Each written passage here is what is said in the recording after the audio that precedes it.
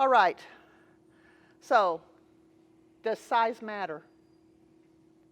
That's what we're going to talk about. And it's basically how to utilize the right assessment tool so that you guys can get that patient, get the right stroke patient to the right place within the right amount of time.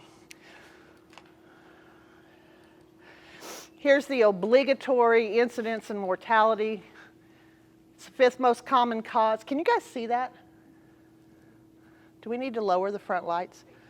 It's the 5th most common cause of death in the United States. I'd like to say because of our actions that that's the reason it's fallen from 3rd in the last couple of years, but unfortunately the 2 groups that jumped ahead of us into 3 and 4 were because they combined several lung and stuff together. So we are making progress. The actual stroke, the incidence of stroke is going down overall, but it's rising sharply in, does anybody want to know what age group? The 18 to 31-year-olds, we're seeing an increase in stroke in those. About 800,000 people a year will have a stroke. He probably wants me to stay in one place. Over 600,000 of those will be a first-time stroke. On the average, someone has a stroke in this country every 40 seconds, and someone will die from a stroke every 4 minutes. 15% of our strokes are heralded by a TIA. Everybody know what a TIA is? It's a transient ischemic attack. Used to be, we said, if it was a TIA, if the symptoms only lasted 24 hours and then went away. That window's shortening because if they're having symptoms of hemiparesis or speech problems for 24 hours, we're probably causing some permanent damage. And within 1 year of that first TIA, about 12% of those people will die. So, and it is the leading cause of your tax dollars for disability in this country. Why does size matter when I'm talking about strokes? You might want to take a gander. So, here's patient number 1 you're bringing in. He's a 74-year-old male. He's come to the ER complaining of right foot numbness, weakness. Started an hour ago. Are you guys going to call this one in as a possible stroke? Probably. It's NIH's 2. History of hypertension. He still smokes. So, not really that big a deal, but yeah, you would call it out. At the same time, another crew's bringing in patient number 2, who's also 74. He comes to ED. He's got difficulty speaking, right arm weakness. It started about an hour ago. He quit smoking about 10 years ago, and his vital signs are just pretty much identical to the guy before. His NIHSS is 10. What do you think the difference in these 2 are? It's where that stroke may be occurring. So, are they the same? If you look at them side by side, a lot of the symptoms are pretty equal. They've got some numbness or some weakness. One has difficulty speaking. They both either smoke or have quit smoking. They're hypertensive. Their onset's the same time, but the difference is in that NIHSS score. One's 10, one's 2. So let's talk about small vessel anatomy, just what you wanted in anatomy class. So in the brain, you guys have seen, you know, the circle of Weavier. Anybody heard of the circle of Willis? It's that normal anatomy that keeps our blood supply flowing. Small vessels are those real small perforating arteries, those little arteries. See those going down into the subcortex? They're the ones that feed into that little area. And how do they get their blood supply? Through those big vessels, those anterior carotid, or the carotid, the middle cerebral arteries. They get their supply from those big arteries. So when a small vessel blocks, this is good. See those little skinny ones that go up in there? If you throw a clot up into one of those, it's just a small area that's affected. You're still going to see some symptoms of the stroke, but they're small. And some people even have, these are the people that will have a stroke to that area, that they came in for something else, had a head CT, and then somebody will go, did you know you had a stroke in the past? Didn't even notice it because the area of the brain that was affected was so small. And these occur because they're way down deep. The problem is that sometimes it affects like the basal ganglia, the internal capsules, the pons. Those are some real significant areas of our brain that help relay tracts back and forth. So we can have a stroke and it may affect a nerve tract, which is why they can't move an arm, move a leg. So when you're assessing those, I mean, there's kind of 5 types. These are the ones that may just have a pure motor. They can't move an arm, they can't move a leg. Or it may just be pure sensory. Their arm's numb. That's the only thing they have, is that arm is totally numb. They may have ataxic if it's in that back part of the brain. Does everybody know what ataxia is? Basically that where they jerky movements, you know, when we do this. And then I also tell people ataxia is kind of hard, especially those people that have those posterior strokes that they're nauseated, they're dizzy, they can't see right.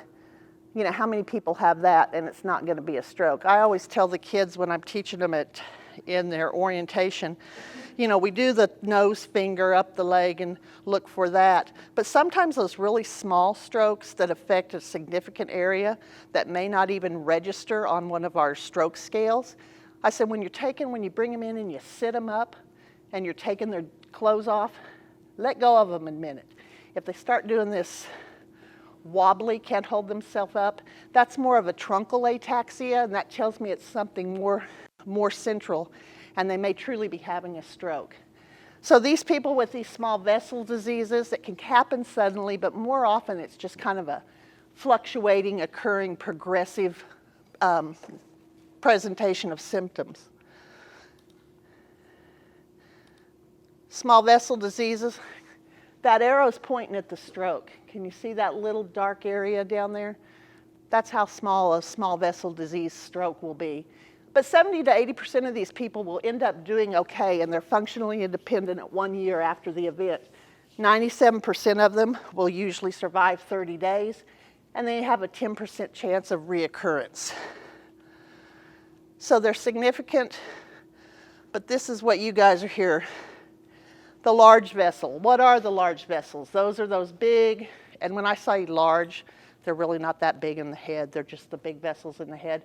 The middle cerebral artery, those are the big arteries that supply the blood to everything else. And the large vessels get their blood supply from the carotids and the vertebral arteries. Large vessel disease. You may have some stenosis where those carotid arteries get thrombosed over years and years and kind of get stricken down. And then stroke is the most common type that you see from large vessel disease.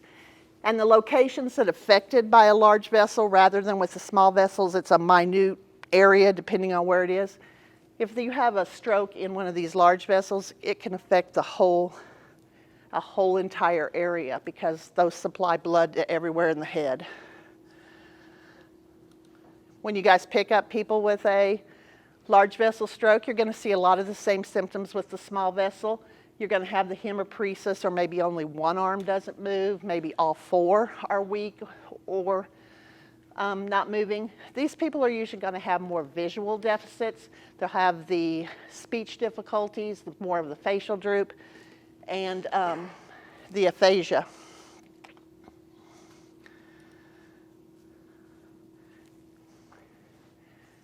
Does anybody see anything funky on that picture? If I was looking at large vessels, when you're looking at CTs, you kind of look side to side. Both sides should look kind of about the same. But on this one, can you see where right here it just stops? That tells us, if I see that when you guys bring them in and drop it off, we're usually getting the TPA kit and calling IR because we know that one's got an occlusion. Large vessel outcomes are not very good. The mortality for these is high. It's the leading cause of long-term disability. Only or less than 50% of these people are functional at 1 year, whereas before it was to 97%. Their survival rate, they have a 15% mortality rate in that first 30 days, and they've only got a 65% survival rate at 1 year. So that's why large vessel has become such a focus. So back to our little patients. Can you guess which one of them has the large vessel disease? Number 2. Are we going to treat them any different? So if I bring them in and we rule out everything, is the treatment going to be any different really when you guys drop them off? We're still probably going to go TPA if we can't find a reason. But it won't stop with patient number 2 at TPA. We can go on and go further now with the interventional radiology. So how did we get where we are? Alteplase. Everybody know what Alteplase is? What's the other name for it? TPA. Actually, stroke care started changing significantly in 1995. That's when they found out that that Alteplase did have a place in the treatment of stroke, and in 1996 it was approved to be given for stroke in that 0 to 3 hour window. About 12 years, 13 years later, there had been some more studies that looked at, can we expand that window and get this treatment to more people? It was never approved by the FDA. It was not a large enough study, but the big groups like the American Heart, American Stroke, they did see that there was some significance to extending that window out to 4.5 hours, that the risk outweighed, or the benefits outweighed the risk. But when they first did that, there were some caveats for that window. If that person was over the age of 80, if they had had a severe stroke, like their NIH was up around 25, if they had any type of anticoagulant on board, they were ruled out as a TPA candidate. So then in 2015, the FDA came along and told Genentech that made Alteplase, hey, your labeling isn't up to date with the standards. So we had to go through this whole great big labeling change, because that inclusion-exclusion list that we work on was really based off of Genentech's trial that got FDA approved. The seizures at onset, the anticoagulants. The reason they were put on the inclusion-exclusion list was because they excluded them from the trials. There was no scientific evidence that pointed that did anything. So they came out, they relabeled, and what we got was a label that took away the blood pressure parameters, took away all these things. It was kind of like, yeah, may or may not be. So we were all left in the hospitals. Are we changing what we do, or are we going to leave it the same? Because there was no real guidelines. So then in 2016, the experts had gotten together, reviewed all this, and said that after looking at all of it, that age restriction and that severe stroke, there was actually the evidence said that somebody age 80 that got TPA at 4.5 hours did just the same as someone that got TPA at 2 hours. So they took away that age was a restriction. They took away that a severe stroke by itself, someone with an NIH of 20, 25, 30, we used to not even think about TPA. Evidence shows there is no difference. So now we do treat people with TPA that come in with high NIH scores. But what they did do, number one reason we don't give TPA. It's a bleed. Well, but the biggest reason is because people wait too long to get here. So we know we've got to try to get them to come in earlier. But the biggest reason that our ER physicians and our neurologists would write for not giving TPA, mild symptoms. It was 3, 4, 5.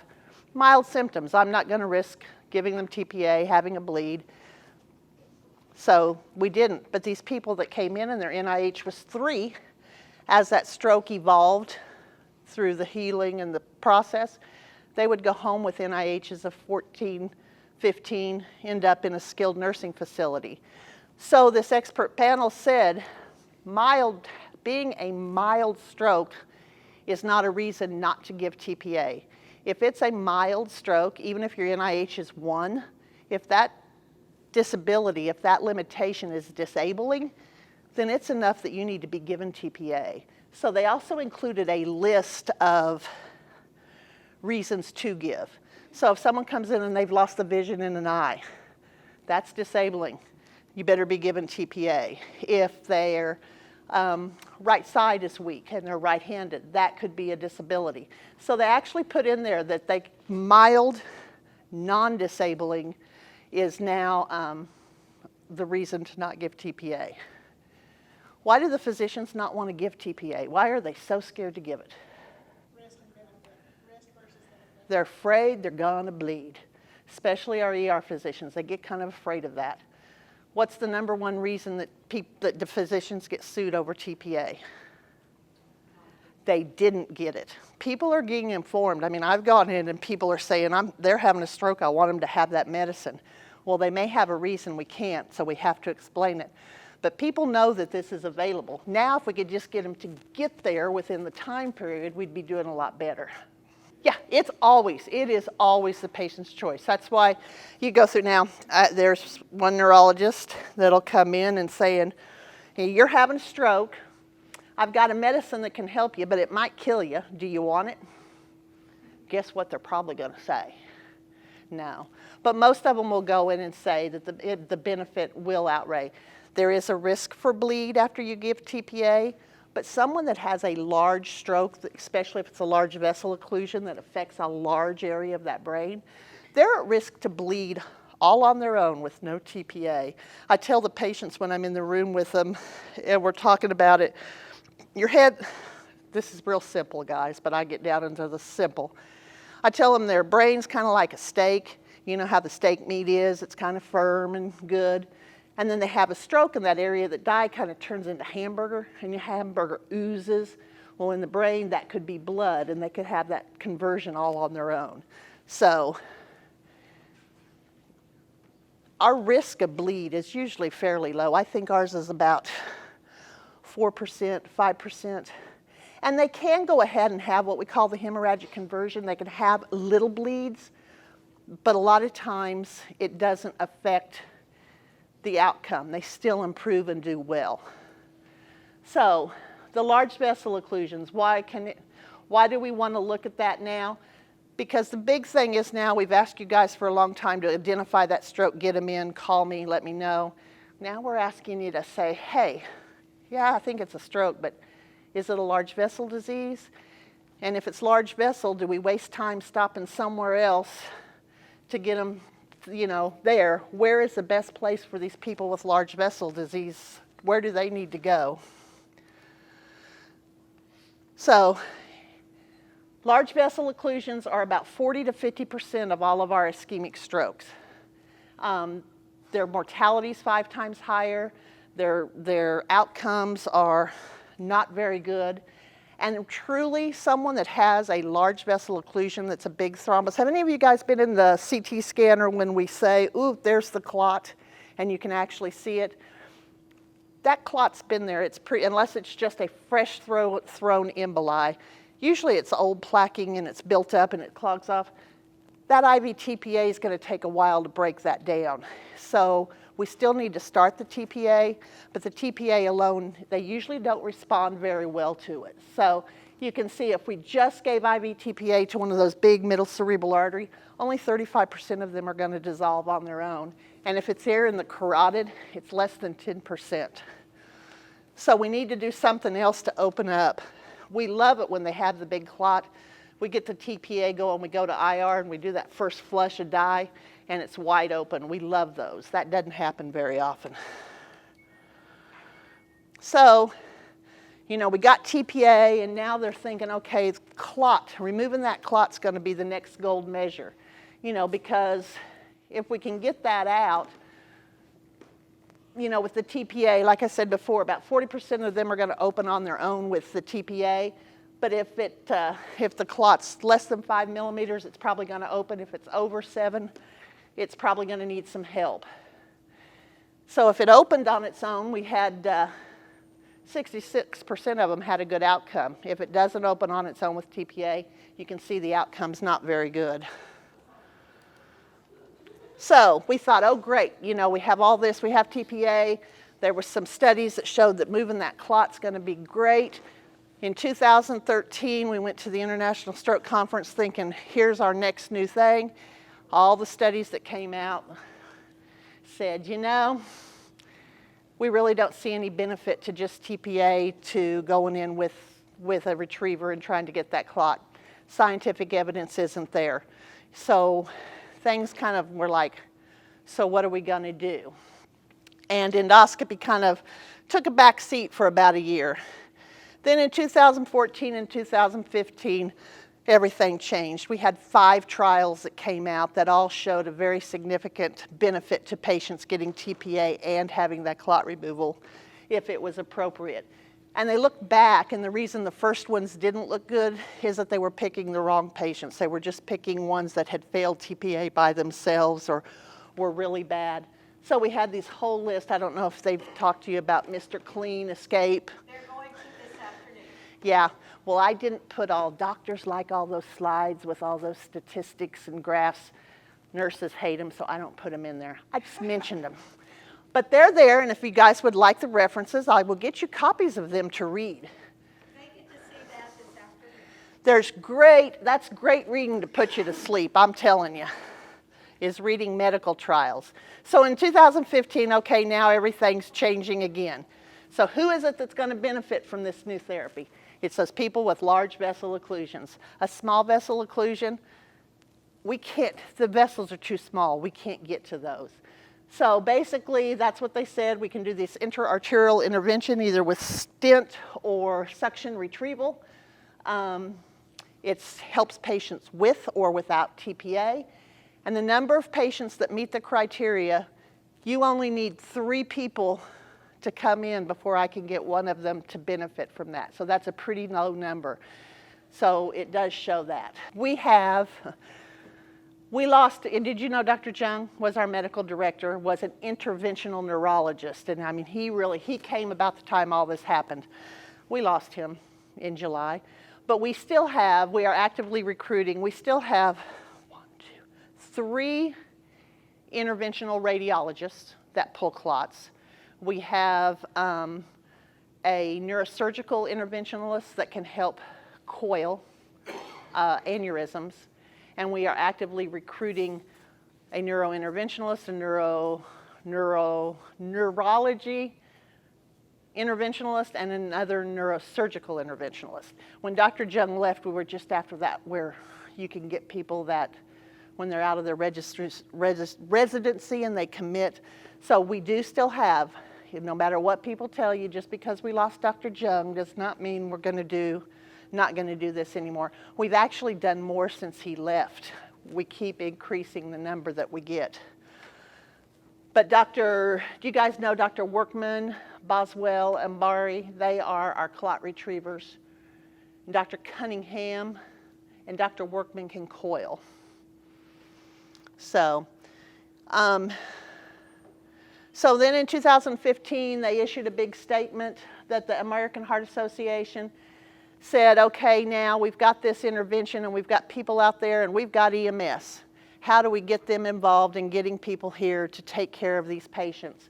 So they did this great big focused update that really looked on the regionalization of care in areas, that to get Alteplase is the appropriate treatment in that 4.5 window. It's still the standard of care, but there are going to be those patients that need more care. So we need to look as a region, how do we get those people to the right place? So what they said was that patients need to be transported rapidly to the closest available certified primary stroke center or comprehensive stroke center. And then that the regional systems of care need to be developed, and that's that the hospitals have TPA and you know which ones provide endovascular therapy. You guys know which ones in our area provide TPA? I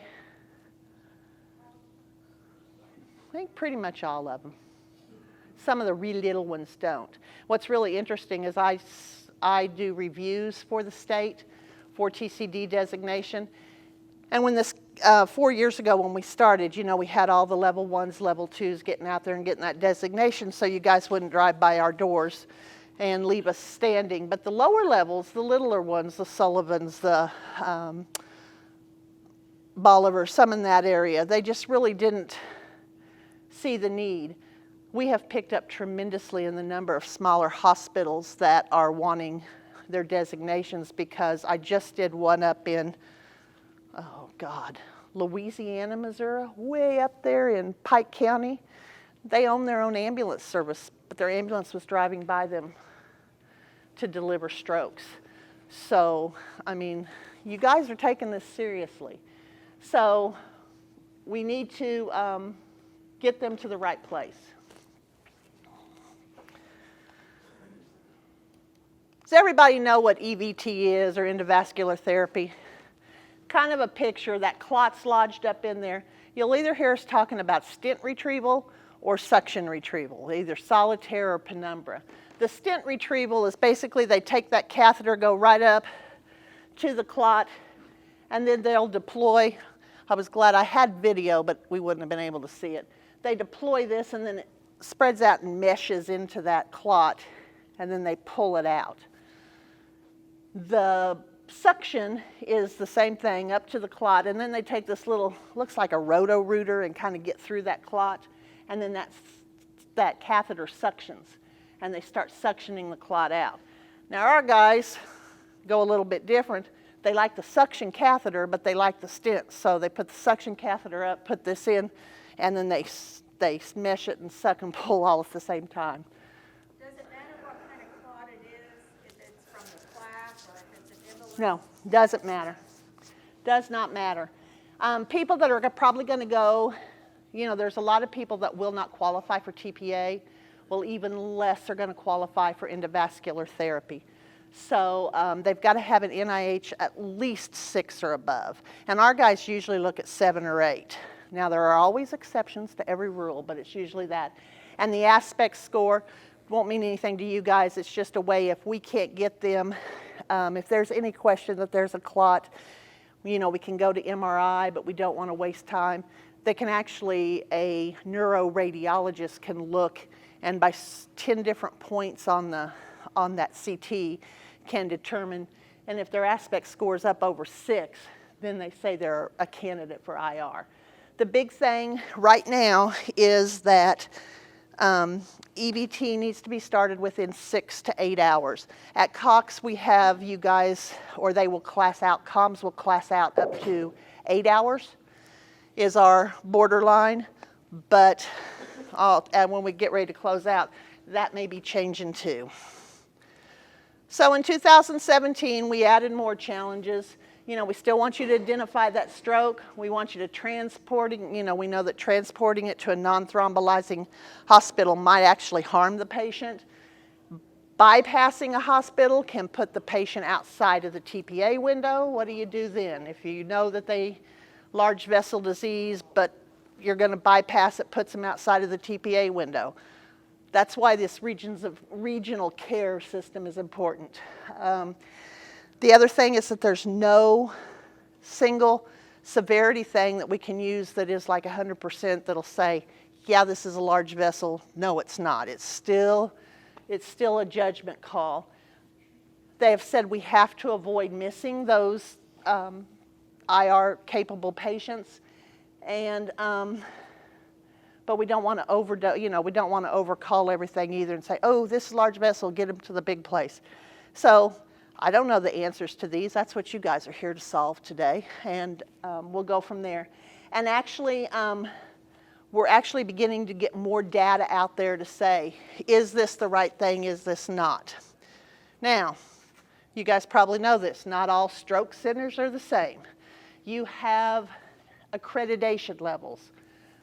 Comprehensive, which is what Cox is, and we are the only comprehensive in this region. We take the sickest of the sick. We provide advanced services, neurosurgery, EVT, just everything there is, we've got. There's primary stroke centers. Those, by law, have to have 24/7 CT and MRI capability. They will initiate TPA, and some prior to our designation, before we left the Joint Commission, we were an advanced primary stroke center, so we did do EVT services. Most primary stroke centers, primary stroke centers will keep the TPA that they initiate unless they need advanced treatment. And then there's the acute ready stroke hospitals, which they have CT available. They can initiate TPA. They will usually not keep TPA. Then we have the lovely Missouri designation, which is, you guys know those, level 1, 2, 3, and 4. Anybody have any questions on the designations? So we've got all this in place, so now all patients should have access to what treatment they need, right? Wrong. That's a map of access to endovascular capabilities within a time frame for people. So you can see that it's very clustered. I mean, you go to Kansas City, you have 2 or 3 hospitals that can do it. Here, we have 2 hospitals that can perform it. But then you get out in certain areas and there's nowhere. And the TPA, availability of TPA, really closely mimics this. I mean, there's a little bit more availability of TPA out in those western states, but it's still a problem to get everybody what they need.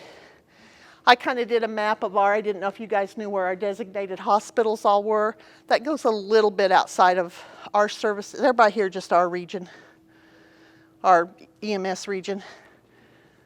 So we have, the reds are the level 1s. We have 2 here in Greene County, Texas County.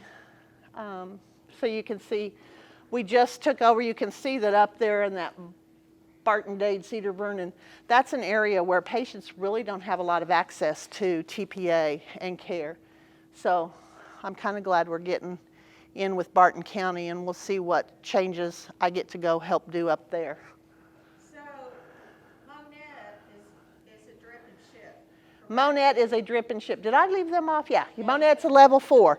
There's only, which I... See, Monette is closer to Berry, so Cassville is pretty much nothing. They are not designated by the state. That's what I said. They're Yeah. not in. So, yeah. I mean, technically, if you go by, Now, if you guys pick up the patient and they say, I want to go Cassville, that's where you're going to take them. So, you get out there in Oregon, Shannon, out into that area. We still have a lot in our area that don't have, we have access to TPA, but even there we have some big gaps. The only level 2s in our area, how many level 2s in our area do endovascular therapy? You guys know? None of them do. Branson, West Plains, none of our level 2s do endovascular therapy. So when you pick up the person, you guys probably won't, but you pick up the person down here.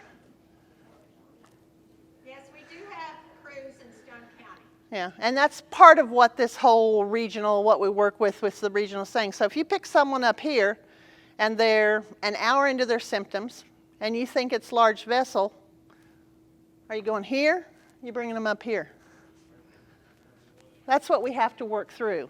So, okay, I cleaned this slide up. I wanted to put one in, but I didn't want to. You can change what the poop is. But I thought all the EMS, I thought you guys know what it is. So you guys have to identify. You got to decide where to take it. What's the optimal destination, and how do you select them? So those are the challenges for you guys. So pre-hospital, where are we? You've got your stroke scales. Cincinnati, FAST, LAPSS, the MINS. We don't. What do you guys use most in the field right now? FAST. Now, there's also severity scales. There's the NIHSS. You guys all know what that is. That is kind of the gold standard. But it's a little hard for you guys to do when you're in a quick thinking situation and you need to do it now. Plus, how many of you carry the pictures and the word cards with you all the time? Yeah. So there's the race score, there's the LAMS, the Cincinnati pre-hospital severity scale, and then there's the VAN. Have you guys heard of the VAN, the vision, aphasia, neglect? It's pretty cool. So the NIHSS, that is kind of the gold standard. It's been validated across numerous environments, providers, nurses, EMS, everybody. It gives data about that stroke severity and the potential location. The kids laugh at me in the ER because I'll come in and do an NIH, and with the symptoms, I'll say, I'll bet this is this kind of, well, how do you know that?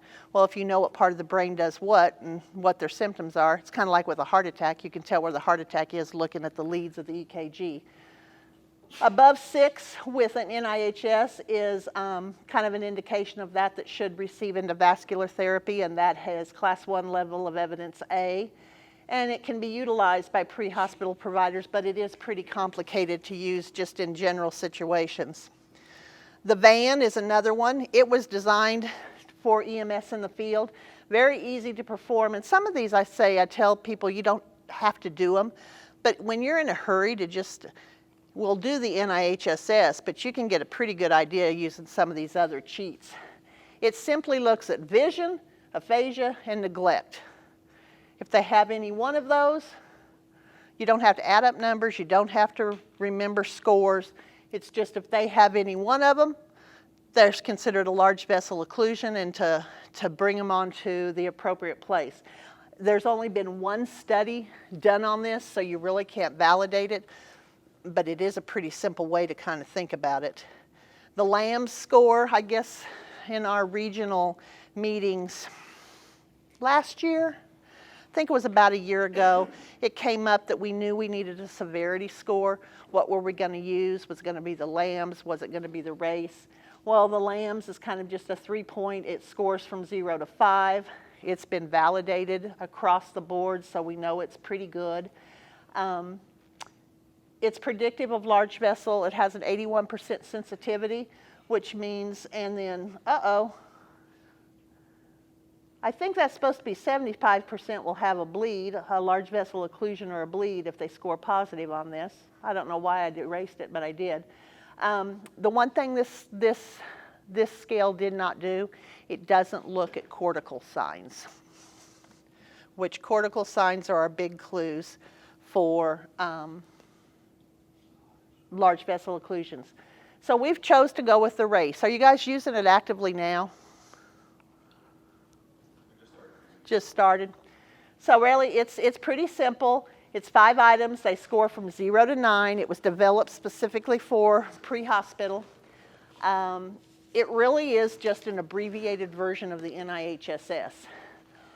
You get points for facial palsy, for arm drift, and head and gaze deviation, and agnosia. Does everybody know what agnosia is? Okay. And for aphasia. Does everybody know what aphasia is? We'll go over that. It scores from 4 to 5. It's got an 85% sensitivity, and 94% of those that test positive on this will have a large vessel occlusion. It's just a little more accurate for the large vessel, which is why we chose to go with RACE, because it does look at cortical signs. And it's nationally recognized tool for that. So there's kind of just this thing. Have they gotten the RACE handouts yet? They will this afternoon. And they do have them. They Yeah. should already. Basically, this just kind of shows you how it is part of it's taken from the NIHSS. When you score something on the RACE, what it's scored on the NIHSS.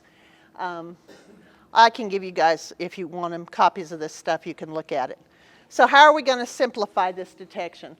We know that large vessel occlusions usually supply more than one area of the brain, that different areas of the brains are going to control different functions, so you got to kind of figure out what's going on.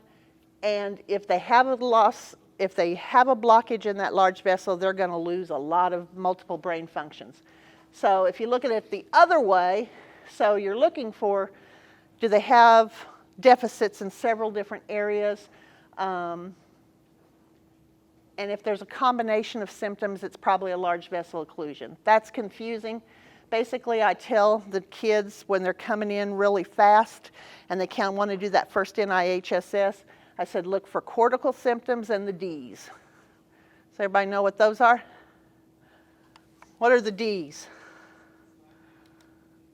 So the menu, this is what I tell them. It's a menu for stroke symptoms. If they have any one of the following, the Ds, they're drowsy, they're double vision dysarthria, they have aphasia, gaze palsy, or neglect, or agnosia. If they have any one of those, plus weakness, numbness, loss of sensation. So the D's.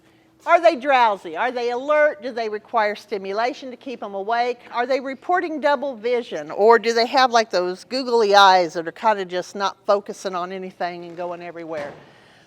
They have dysarthria. That's that slurred, drunken speech. We had a good example, you guys. Someone brought in last week a guy whose name was, let me see, I'll pick a different name but use the same letters. It was his last name was Taylor, but he said he was Ayler, but he couldn't say T's. Are they dizzy? And dizzy's a hard one because how many people come to the ER and they're dizzy? And you really need to let the patient define what dizziness is. And then nystagmus. Everybody know what nystagmus is? That twitching of the eyes. So if you have someone that's got one of these, kind of keep those in the back of your mind. Now these are the big ones for large vessel, the cortical signs. Gaze deviation. You guys check gazes when you're out in the field?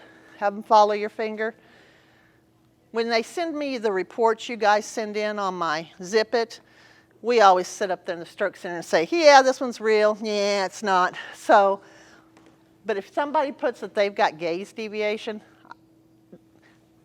you all know these patients can fake symptoms, right? Yeah, right. Gaze deviation is really hard to fake.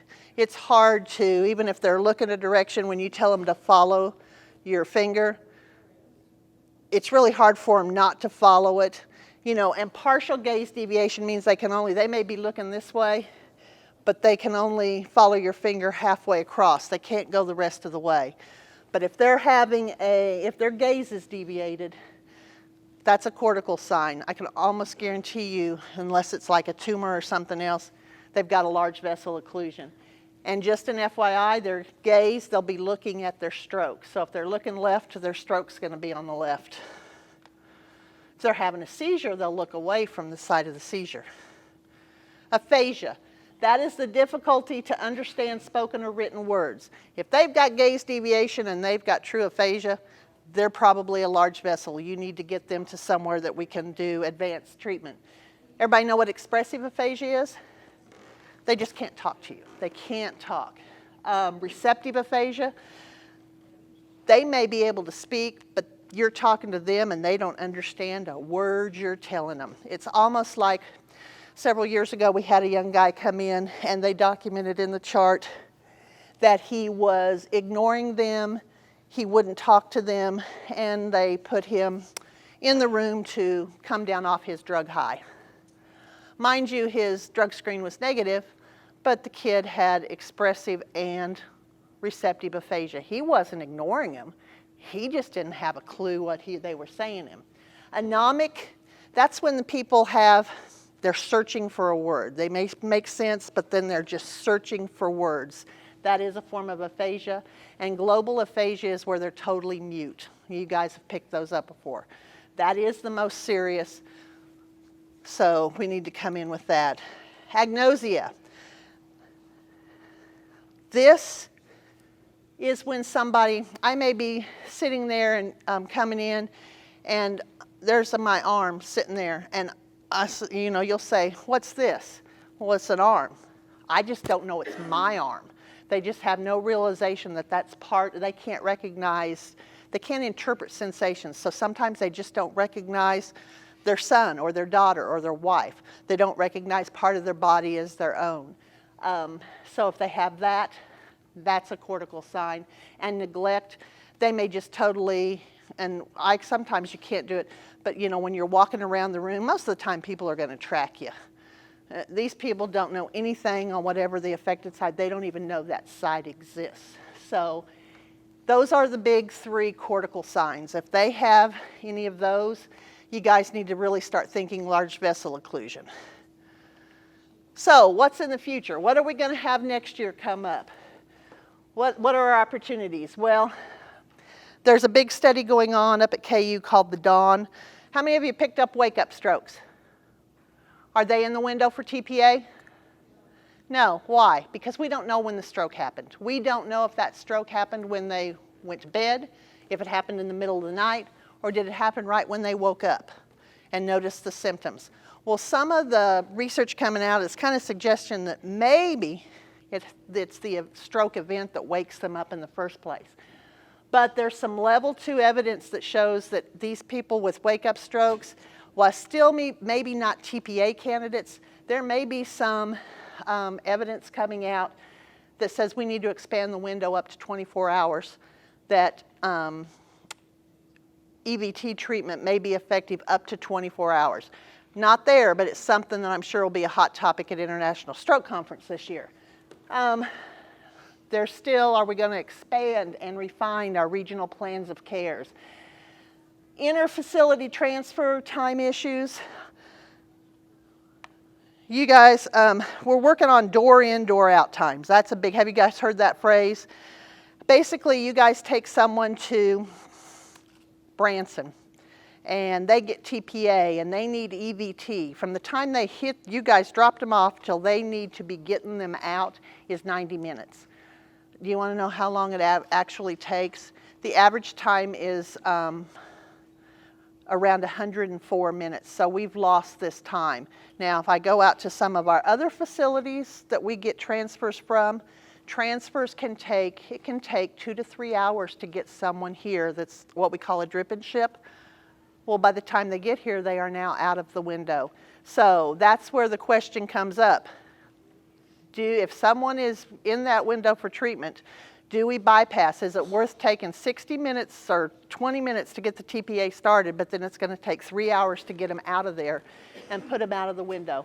I don't know the answers, but I do know that inter-hospital transfers are very slow, and a lot of it is availability of you guys. Nothing you can do about it, but I know from our far western referring facility that it can take them an hour and a half, 2 hours once they call us and say, we need them to get here. It'll take them 2.5 hours to get an air ambulance to get them. And I'm like, well, why didn't we put them in the ground and send them? We would have had them here. So those are questions that need to be answered. There's going to be all kinds of new therapies. How do we get these therapies to all people? Like we showed on that slide, endovascular capable hospitals are very clustered. So it raises the question is, how can telemedicine be used out in the field? Can that be used? And if I had $3 million, we'd have us a stroke unit, the mobile stroke unit with the CT in it. Have you guys seen those? Oh, those are. Yes. Oh, they're wonderful. But those are some of the questions. Are those some possibilities? And then basically we also need to decrease the knowledge gap. We need to share, nursing, physicians need to share with EMT. It needs to be that open knowledge of what's going on and how we can make this better.